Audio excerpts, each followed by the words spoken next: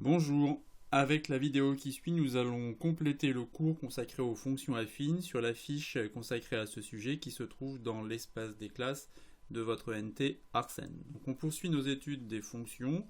On a commencé par travailler sur ce que c'est qu'une fonction avec le chapitre intitulé Notions de fonctions. On a vu le vocabulaire, antécédent, image et on a vu les différentes notations possibles. Ensuite, nous avons abordé les fonctions linéaires qui étaient associées à des situations de proportionnalité.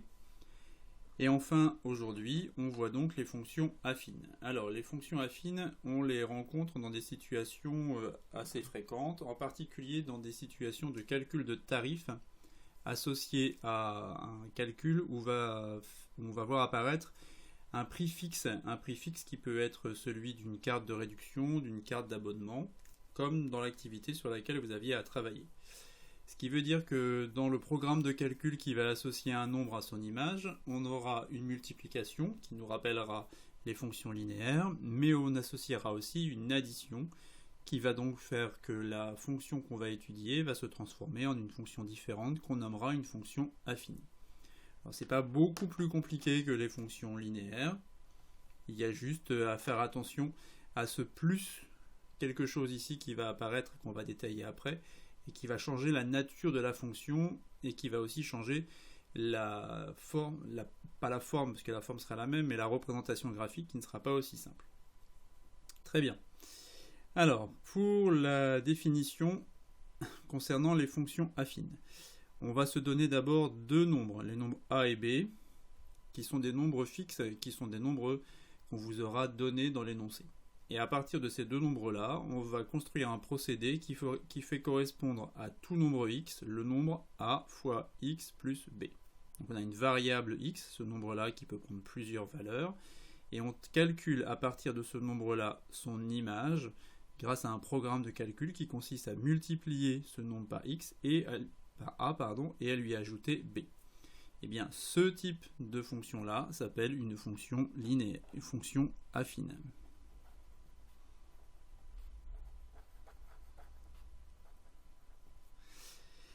Donc, une fonction affine, pour la définir, eh bien, on a donc besoin de deux informations. Un nombre a et un nombre b. Et la notation, elle, ne va pas être différente, mais si je note f, une fonction, on va alors la décrire de la façon suivante. A fois x, donc la variable, plus le nombre b qu'on vous aura donné. Donc on lit ça de la façon suivante. La fonction f, qui est une fonction affine, c'est une fonction qui a x associe a fois x plus b. On écrit souvent ax plus b, c'est ce que je vais faire en dessous, pour éviter d'avoir à rappeler le multiplier.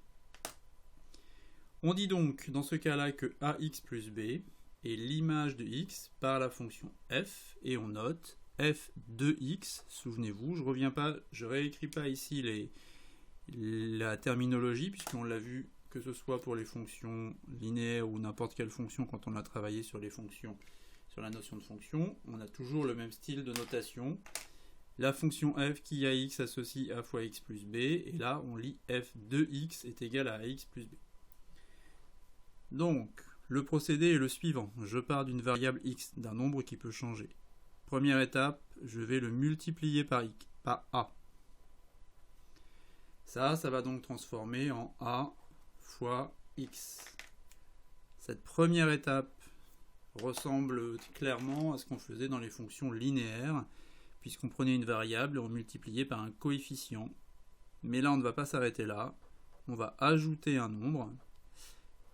Et donc, on obtient ici l'image de x par la fonction f, qui sera ax plus b.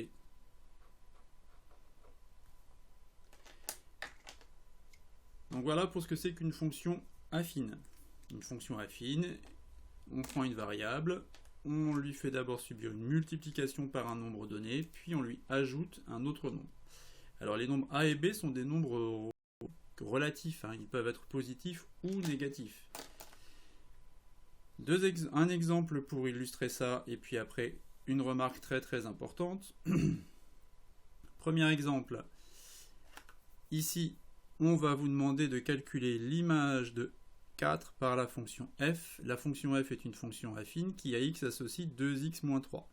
Donc, par exemple, dans l'expression qui est proposée ici, la fonction f qui à x associe 2x moins 3, le nombre a vaut 2, et le nombre b, lui, il vaut moins 3. On ajoute moins 3. Maintenant, comment faire pour calculer l'image de 4 par la fonction f? Eh bien, ici, 4, ce sera donc l'antécédent, c'est toujours le même vocabulaire. Et puis on va lui appliquer le programme de calcul associé à la fonction f, qui consiste à multiplier par 2 et enlever 3 ensuite. Donc à la place de x, ici, je vais mettre le nombre 4. Et puis après, eh bien, on n'a plus qu'à calculer 8 moins 3, qui est égal à 5. Voilà donc l'image de 4 par la fonction f. Alors, dernière chose à comprendre, c'est que les fonctions affines nous permettent de généraliser plusieurs types de fonctions. Entre autres, de donner un cas particulier qui ça va s'appeler la fonction linéaire. Et les fonctions ensuite constantes. Donc, premier cas ici, on va supposer que dans notre calcul de f de x, ici, la valeur de a est égale à 0. Donc si je prends a qui vaut 0, que je prends une variable x fois 0, ça fera toujours 0. Et donc si je lui ajoute b, 0 plus b, eh bien ça fera b. Autrement dit, dans le cas présent ici, si a vaut 0, eh bien ici, f de x sera toujours égal à b. Dans ce cas-là, on dit que la fonction f est constante. C'est une fonction constante parce qu'elle ne dépend pas de la valeur de x. La variable x ici peut bien être égale à ce que je veux. Je suis dans le cas ici d'une valeur qui reste toujours la même, quelle que soit la valeur de x. Deuxième situation, cette fois-ci c'est la valeur de b qui est égale à 0. Donc, concernant le travail qu'il y a à faire sur la variable x, je la multiplie par le nombre a, j'obtiens ax, puis j'ajoute 0. Donc j'obtiens simplement ax. Donc dans ce cas-là, si b est égal à 0, je me retrouve avec une fonction f qui s'écrit f de x est égal à ax. Et là on reconnaît quelque chose qu'on a déjà vu, puisque ça, ce n'est rien d'autre qu'une fonction linéaire. Qu'est-ce que ça veut dire? Eh bien ça veut dire que les fonctions linéaires sont finalement des cas particuliers des fonctions affines. C'est le cas où on s'arrête à la multiplication de la variable par une constante, mais on ne rajoute pas une autre valeur, on s'arrête juste à la multiplication sans ajouter de b. Donc voilà pour le vocabulaire associé aux fonctions affines. C'est pas différent de ce qu'on a vu ensemble sur les autres types de fonctions. C'est le même vocabulaire. Il faut se souvenir que les fonctions affines, il peut y avoir des cas particuliers, donc la fonction constante ou la fonction linéaire, mais que dans le cas général, une fonction affine s'écrit f de x est égal à ax plus b. Voilà, à vous de voir ça maintenant pour la suite. Bon courage pour vos exercices. Au revoir.